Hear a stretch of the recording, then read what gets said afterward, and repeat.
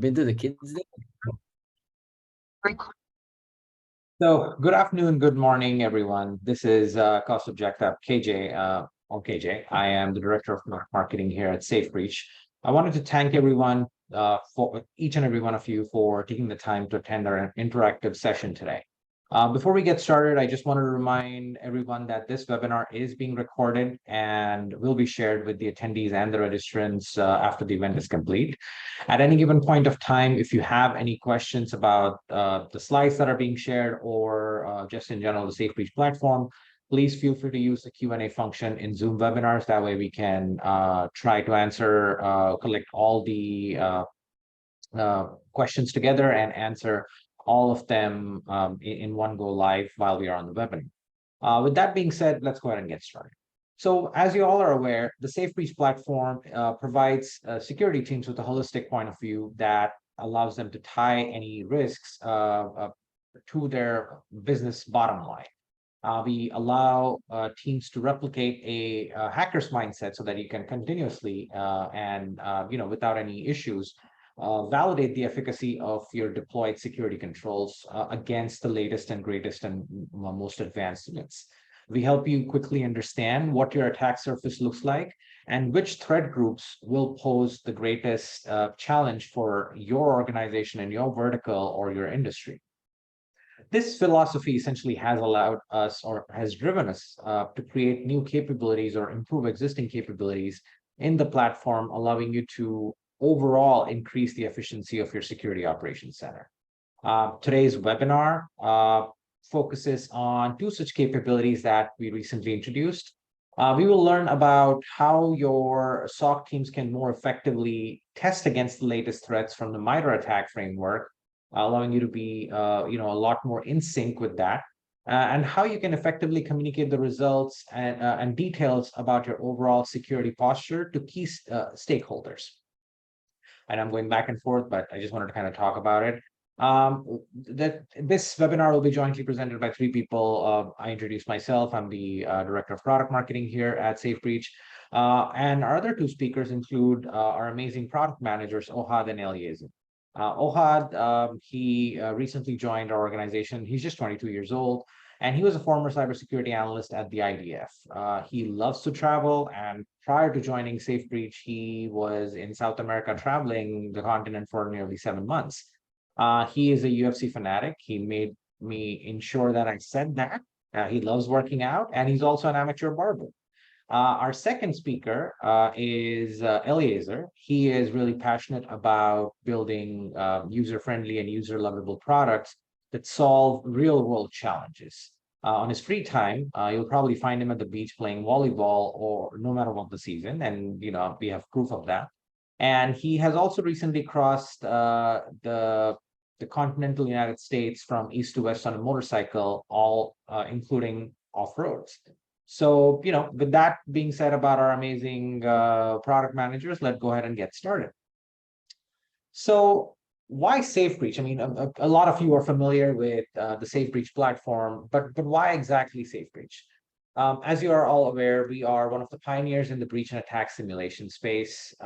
We have a dedicated and world-renowned research team that that ensures that our platform has adequate and enough coverage for the latest and greatest attacks. But our research team or our SafeBreach Labs team doesn't just stop at that. We don't just like to keep all our original research or everything contained within our platform. We like to share it with the wider cybersecurity market. We've done that by constantly contributing to the MITRE ATT&CK framework, sharing this with the wider cybersecurity community at industry conferences like DEF CON and Black Hat for the last several years. We do have the largest attack playbook amongst all the BAS vendors with more than 25,000 attacks. And we are the only cybersecurity vendor that provides a 24-hour SLA to include any new attacks that are identified from, say, US certs. We recently added coverage for the FBI flash alerts as well.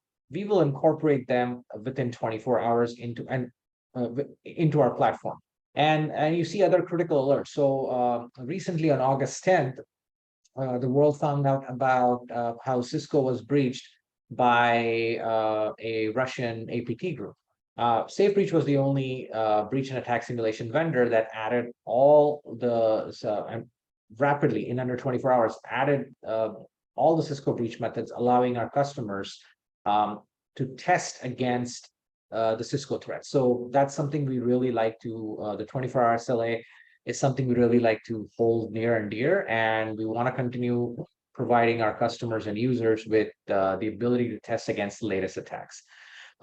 We do have the most comprehensive MITRE attack coverage, and today's webinar does focus on a key part of that, how we provide, have we improved and added to our MITRE attack coverage. In the second part of the webinar, we'll also talk about how we allow you to communicate that via flexible dashboards, to which we've also added several new improvements.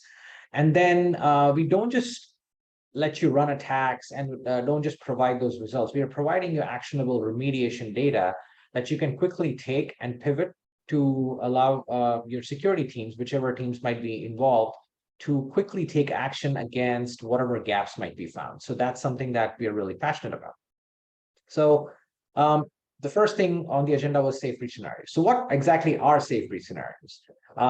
Last year, we had introduced this capability, which was an easy way for you to identify, what is it that you need to run? You don't need to go and identify, search for individual attacks, run them in a particular order. We were able to encapsulate them into different things called scenarios.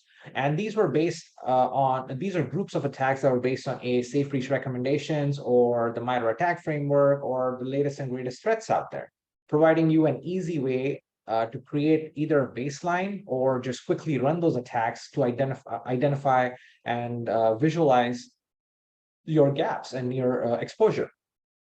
These are, of course, available across multiple categories. We have recommended scenarios, something that we recommend that customers run based on the threats that we're seeing in a particular industry or whatever the latest attack might be, or something of importance that we feel that customers should run.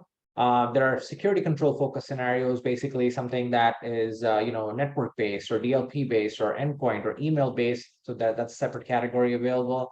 We also have the known attack series, which of course focus on the latest threats that we are adding in the platform with our US CERT, FBI Flash, and other critical threat coverage.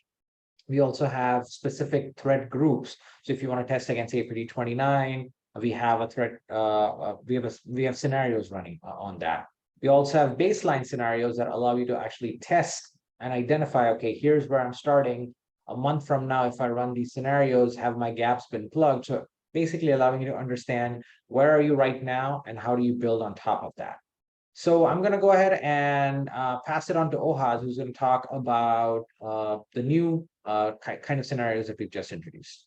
Ohad. Thanks, KJ. And hello, everyone. So we recently introduced the top 16 MITRE TTPs scenario combined with our industry tags.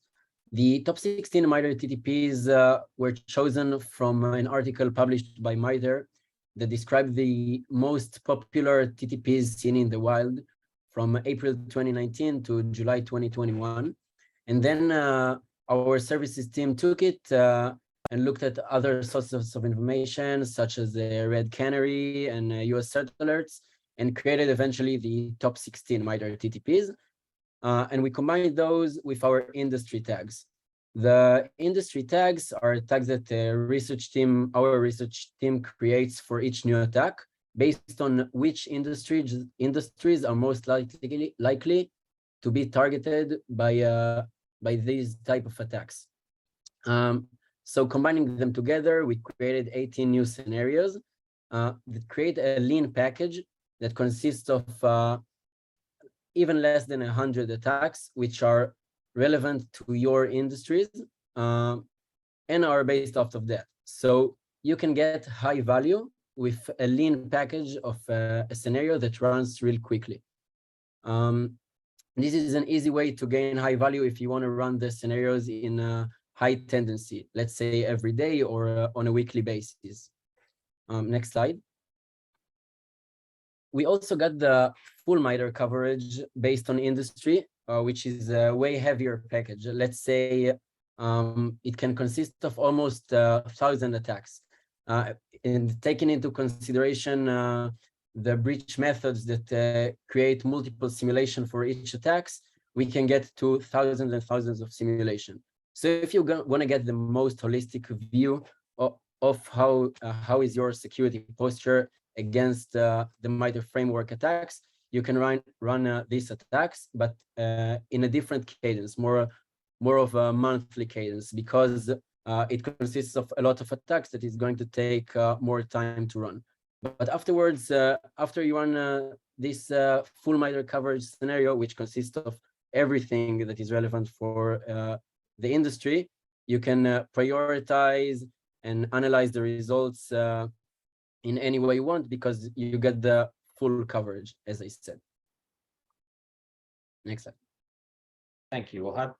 So, as Ohad was covering, we are allowing you to run these scenarios, understand where the threat coverage is, but what do you do with that? How do you, communicate this information to key stakeholders? I mean, the key is not to just run attacks, but communicate these results in an easy to understand manner, so that the stakeholders, the security teams involved, the security executives involved, can make smart, effective, and timely business and security decisions. That's why we created these flexible dashboards and reports that allow you to provide any sort of comprehensive reporting and information to those stakeholders in an easy to understand manner. You can easily track, determine and track your security KPI. So as I was saying, if you run a baseline scenario, you will understand this is where I'm currently at, and you continuously run that scenario over a few months, you will be able to track your progress. So there's actually a security posture dashboard in the product as well that Eliezer and Ohad will cover. It, as I said in the beginning, it allows you to drive, focus, and make those better decisions. And Eliezer is now going to quickly talk about some of the new dashboards and reports that we just recently introduced. Sure, thank you. Hello, everyone. Building on top of the scenarios that were created in the top TTPs for each of those industry and focused scenarios that were created, and the Safebridge Services team basically took our capabilities with the dashboard and created an in-depth mitigation and detection recommendation dashboard where you can quickly analyze all the TTPs around the tests that you've created. And it comes and fits very well with the scenarios themselves, because after executing a scenario that focuses on these MITRE TTPs, you can from there navigate also all the way to the dashboards and receive that services addition to your security team in terms of how to address the findings that you have there. And of course, these dashboards are always updated by the services team when new mitigations and new TTPs that come in. These dashboards and these templates will also be updated in the platform. So these dashboards are built to be easily shared around the organization. The visualizations help you optimize your posture and understand where to look for those insights. Understanding how well the environment stacks up against the MITRE top 16 MITRE attack TTPs is very important, because they are top of mind these days. And this dashboard really helps you facilitate your efforts in understanding your simulations and breach and attack effort around with this single pane of glass. So let's move on to the next one. In addition to the dashboard, we've also introduced an insight summary report. Now, whoever's familiar with the platform already knows that we have an insights module, which takes the results that you execute, and we aggregate a lot of results and aggregate a lot of insights into a single plane where you can quickly remediate large numbers of security gaps. And what we've done is we've taken that technical view that we have into a human readable PDF, which we can share, and also added a layer of the Safebridge Labs and services recommendations on top of the already technical data that we provide for remediation. We now have also service remediations, so you're getting that extra force of Safebridge services close and very intimate with everyone through the dashboards, through the reports, consistently updating them and for everyone that they use.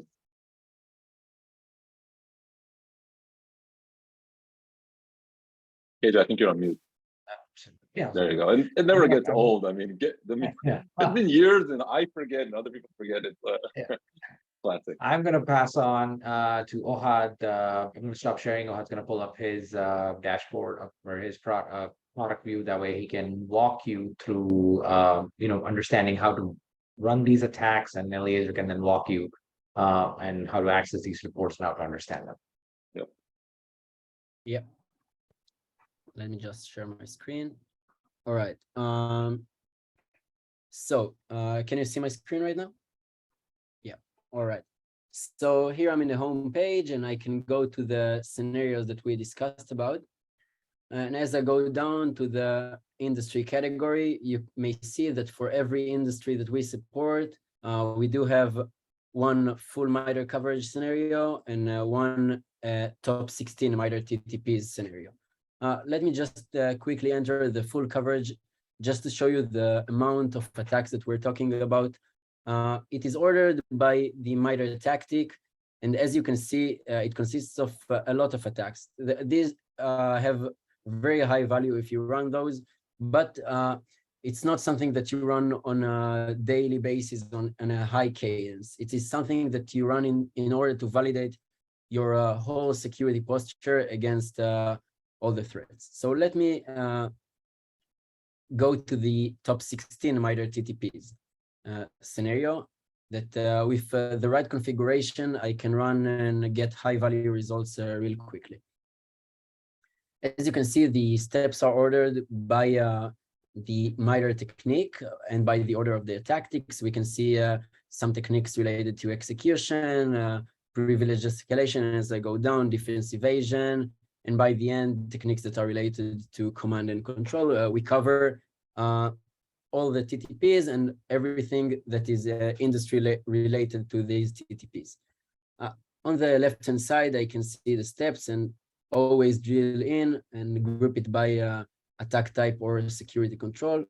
Let's say for a command line interface TTP, I want to check the attacks. If I'm gonna drill in, I can see some overview about the attack and some additional information. And I can always drill more deeper. Oh, all right. So I can always drill deep and see some more information about the attack and even customize it through the SafeBeach Studio page. If I want to check how the attacks are built inside the step, I can press on the right panel here and view the attacks. As you can see, it's based off a filter, which is the MITRE technique and the relevant vertical, which is finance in this example. So let's say our research team create new attacks, they are added automatically to the step, which means that if I'm using this scenario, I'm always updated with whatever our research team creates and adds to the platform. When I'm ready, I can choose the simulators to run the attacks on. I can either choose them based off the whole scenario through configuration here, or by each step. If I'm going to choose it by each step, it's a more sophisticated approach that lets me think like the adversary thinks. Let's say I'm starting with execution on internet-facing machines, and as I go down, I can choose different simulators. When I press the plus sign, SafeBeach already calculates the possible attacks for each simulator. So if I'm going to click it, these are fine, and if I'm going to click the zero number machines, I'm not going to have any attacks. After that, when I'm ready, I can choose how to run my simulation. I can save it, I can run it straight away, and I can schedule it. The last thing I wanted to show you is if I want to customize the scenario itself, I can play with the steps, with the order, and I can, if there is some TTP that I'm really interested in, I can just edit here and choose a different filter for it. And then whenever I save it, it's getting updated all the time based on our attack adding cadence. So then I'm going to press run, which I'm not going to do right now, but we've done it before to get ready for the webinar. And Eliezer is going to show you how I'm going to analyze the results and see some value out of that. Sure, thanks a lot, Ohad. Okay, so let's just for a second. Right. Can you see the demo? All right. So currently we have a test running in our platform. But if we go down here to the finance top TTP, MITRE TTPs coverage, we see that this is already a scenario that has. We're seeing a blank screen. Sorry, we're not. We started sharing, but we're seeing the second screen, not the first one.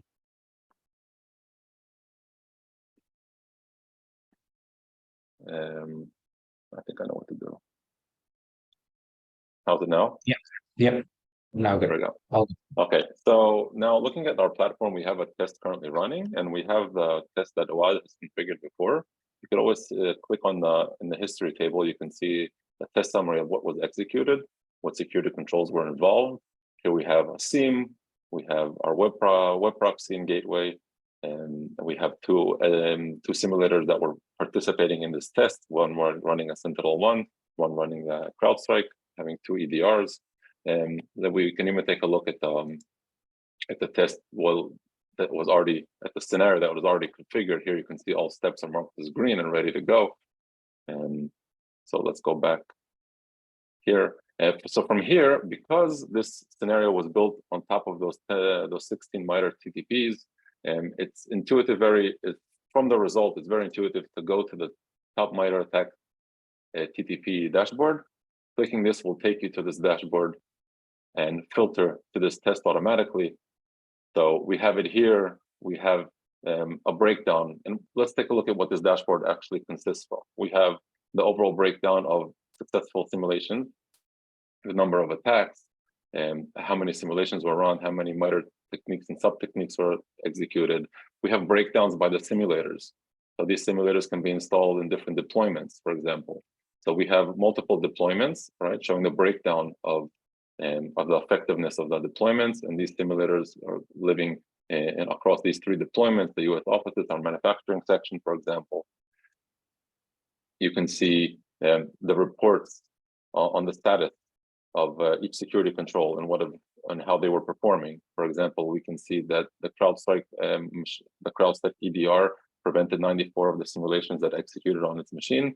But on the other hand, SentinelOne has prevented 0, but reported on all of them. So these kinds of things automatically take our focus into seeing what is the difference between a machine with SentinelOne that has 32%, and not saying that SentinelOne is a bad EDR, but there might be configurations and things that have changed that we need to take a look into.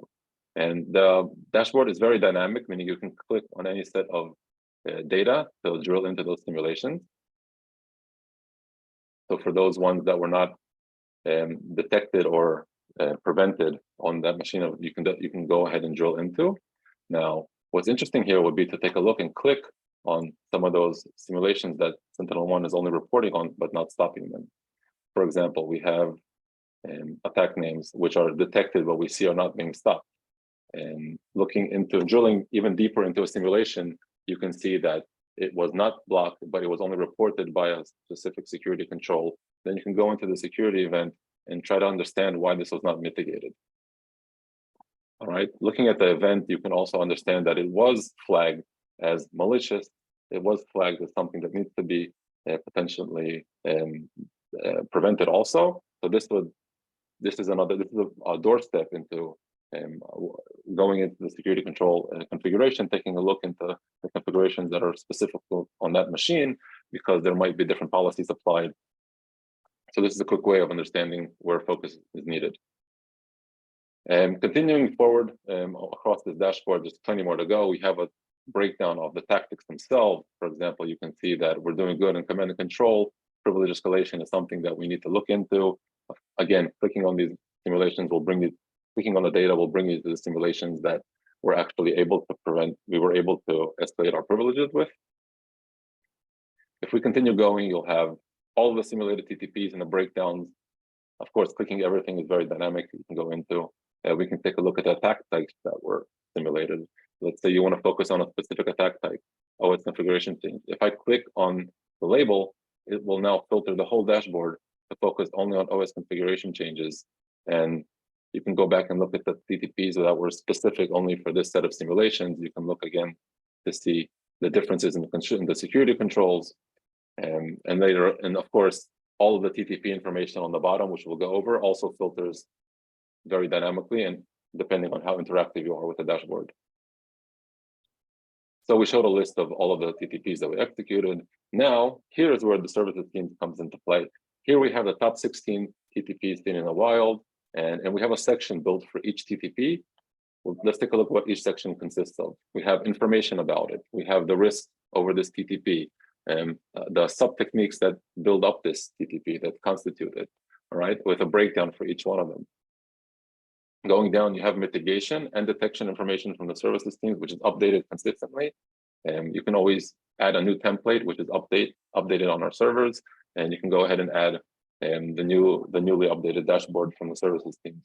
You will get the mitigation that needs to be happen, some of the detections. Not everything needs to be blocked. Sometimes we need to build detection rules and layers on top of them to gain visibility, improve our SOC, and improve our SIEM controls. And this continues for all 16 TTPs. You can go ahead and take a look and understand which attacks are relevant, where do you need to focus, which one is top of mind for you. You can click on any one of them to get into those simulations that were missed. For example, creating a Windows scheduled task. It's not something that you want to block, but you want to read and see, what do I need to detect? What do I need to understand? What is legitimate in my environment and what is not? Should creating a scheduled task be okay on a set of Windows servers in this deployment, in that deployment? So this goes on, and you can continue, and you can also enhance these dashboards, of course, with more widgets and create your own custom widgets. You can basically customize this to your need, adding more information on the security control level and breaking this thing down by different users and different deployments. It's pretty much endless what you can do with the dashboards. And from here, I want to go in and take a look at the other part, which would be the insights. Now, for the insights, if you're familiar with the platform, you know that we have an insights module where basically we aggregate, we allow you to play around with some of the remediation and insights that we provide. And it looks something like this, where you can open up an insight, take a look at the data that is building on that we're building upon. You can download remediation data. You can download automatic scripts to upload the security controls and automatically mitigate. So what we did was we enhanced this capability with a report. So if you navigate to the reports area, you'll have an insight summary report. This insight summary report is a human readable kind of extension to that insights page that we have. And you'll receive a PDF where you can see your risk over time. For example, if you've been applying any of these mitigation suggestions, you'll usually see a reduction of risk. And you'll also see places where risk goes up, meaning there might be new IOCs or new insights that we've found that you can build upon. You'll get all the remediation action suggestions. Clicking of them will take you to a specific area. For example, if, for example, we'll go to prevent malicious host actions, you'll get a little summary from the services team, recommendations that need to happen. You'll get the attacks that were successfully performed, and we consider them as malicious host actions. You can, of course, click and see the attack and understand what was being done here, and understand, read the overview, read some more in-depth mitigations and remediations that we have, and we'll provide you with the data that is relevant to an attack. In some places, we'll have the impersonated user that was run behind the registries that were changed. For example, for these attacks, we've run these attacks as system and root. These are the places where these were parameters relevant to this attack. These are hashes that were successfully used in writing malwares to disks. And you can, of course, from here go to the insight itself. Going to the insight itself will take you back to that card we showed before with the data that you can download. You can go to the simulations that were successfully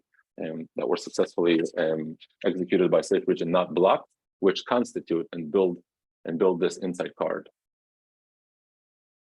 So I'm going to take a look at one more for a different test, where we can see that we've been applying lots of mitigations, which have brought us down to a lower risk score. And basically, this endpoint script execution is built of these two high action suggestions, where there were some malicious host actions that were successfully executed on some of the machines, but we didn't have rules, we didn't have the proper detection to mitigate them and stop them. And then once you've read this and you want to share this with someone, you can download the PDF. You can send this to them where they can read and understand what has happened. You can take the simulations themselves, and if you want to provide them with more in-depth data, You can export this to CSV. The CSV will contain all of the data in regards to the simulation. You can combine both of those papers together and send this to everyone with a high-level view, and then they can go deeper into the CSV for more information on specific commands, specific parameters that might not be in the report, the human readable PDF. But together that brings, oh, and of course I didn't show, but we can of course always go and look at the finance top MITRE TTP coverage test and take a look. And we've executed this only once, but if you execute this, apply the remediations that we have here, we'll rerun it later and you'll see the risk going down. The risk could go up because new attacks have been introduced. For example, we were able to prevent, exfiltrate data over these protocols through these ports. And you can then go ahead and look at the simulations and try to understand the data assets and what techniques are being used here. For example, we were able to, so all of these were stopped, but let's take a look at the ones that were not stopped. I'm going to filter to missed. So we were able to exfiltrate data over HTTP via the URIs. We were able to exfiltrate over SSL and TLS. You can drill into the simulation and take a look and understand which data asset was successfully executed. Maybe there's some rules and queries that need to be built or regex patterns. So we've shown, to summarize this, we've shown how you can take a template for a specific industry over TTPs, create a scenario, run them, configure where you want them to execute in your environment.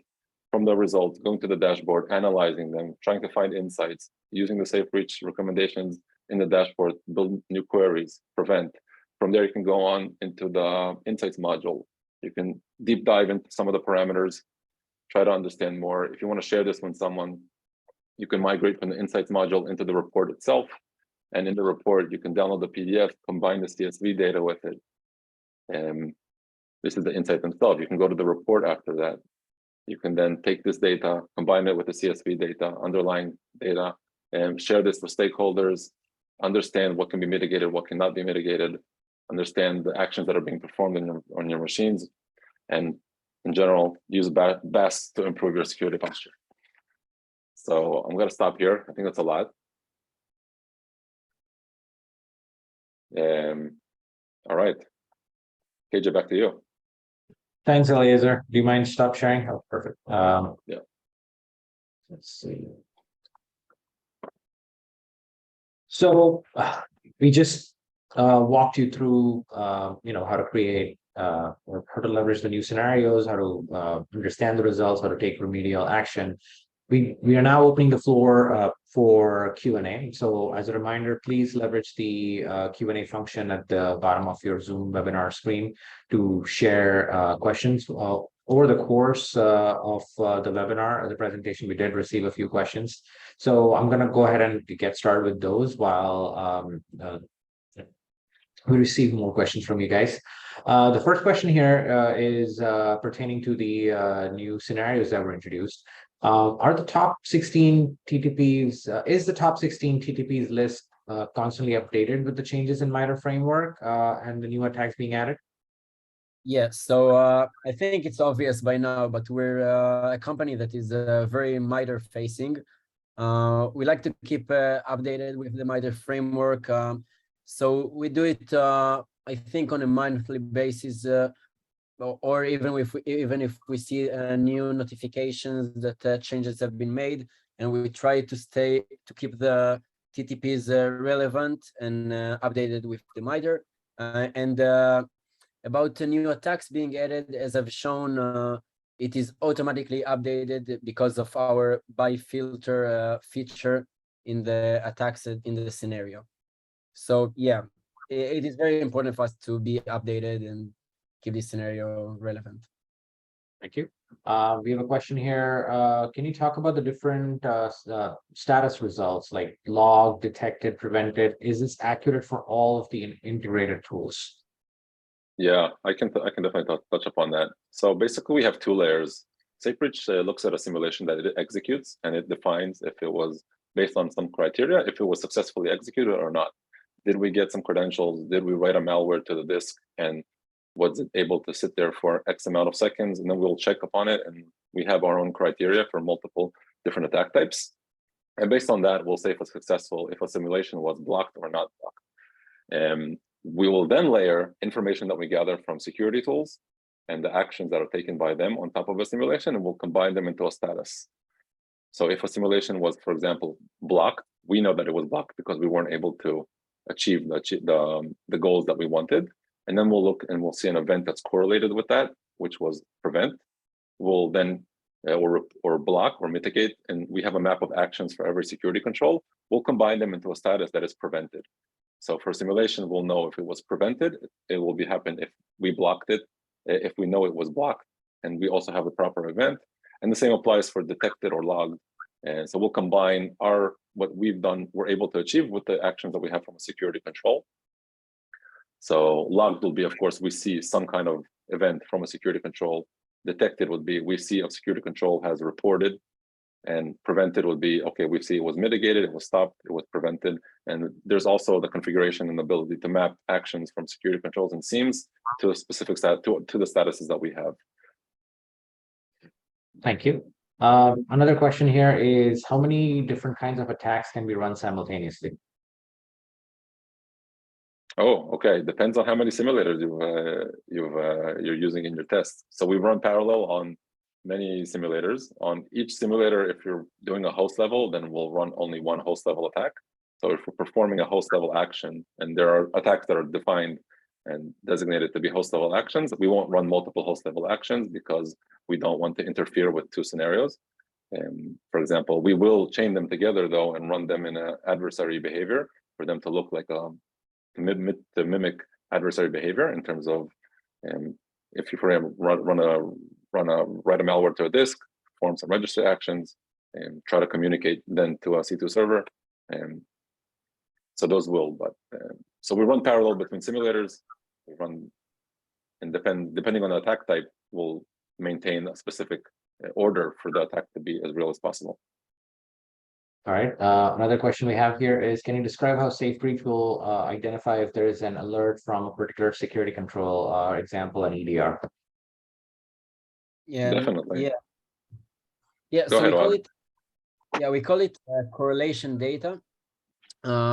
It's basically we inject our simulation ID into the headers or content of packets that are transferred inside the network, and we cross this data both with ports, with registry keys that are being changed, with everything that identifies the attack as unique, the actions. And then we look for those IDs or specific data points inside the EDR logs. Through that, we can just pinpoint the exact simulation that it happened. Yeah, it's important to say that alerts for SIEMs, for example, for Splunk, we have to pull a specific database and take out notables. And for Defender, for Securonix, for each SIEM, we'll pull alerts from the relevant areas and where they're being written. And the last question that we have here is, can you share some best practices or recommendations on how to run scenarios, as in how should the simulators and agents be deployed for the best results? Definitely.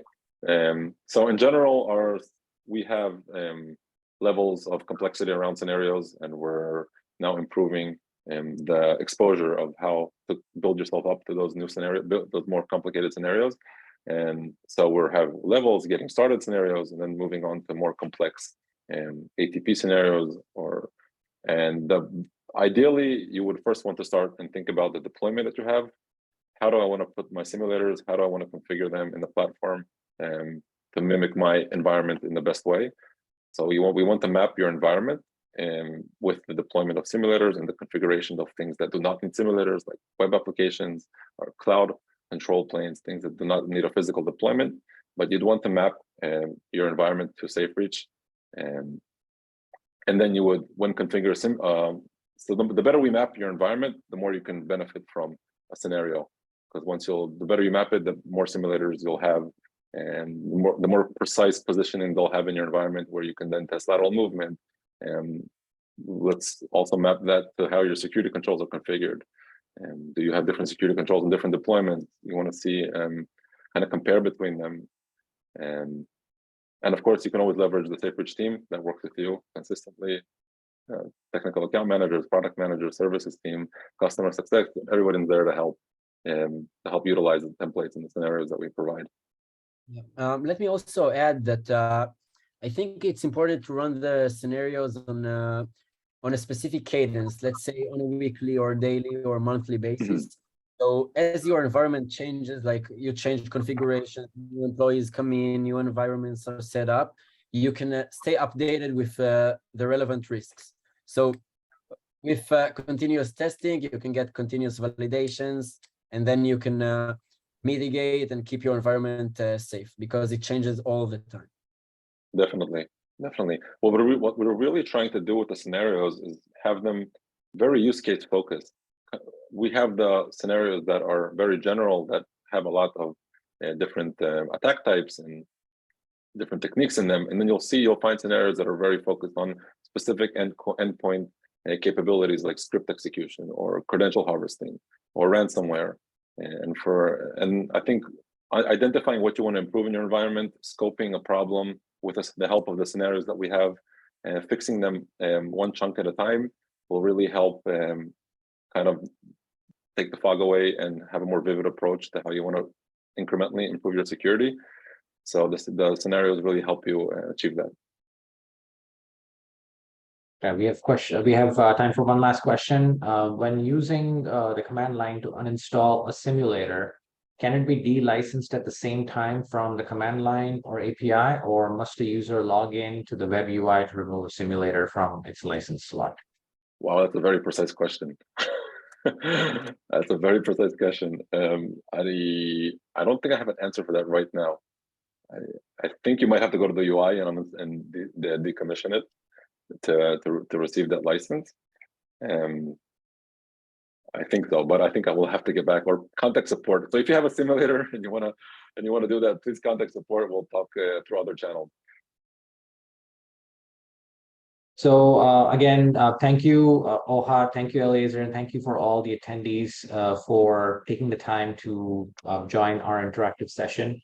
As I mentioned before, this recording will be shared with all the attendees and participants after the fact, so feel free to share the recording with your coworkers who wanted to attend and could not. Again, thank you, everyone, and have a wonderful rest of the day. Thank you very much. Bye-bye, everyone.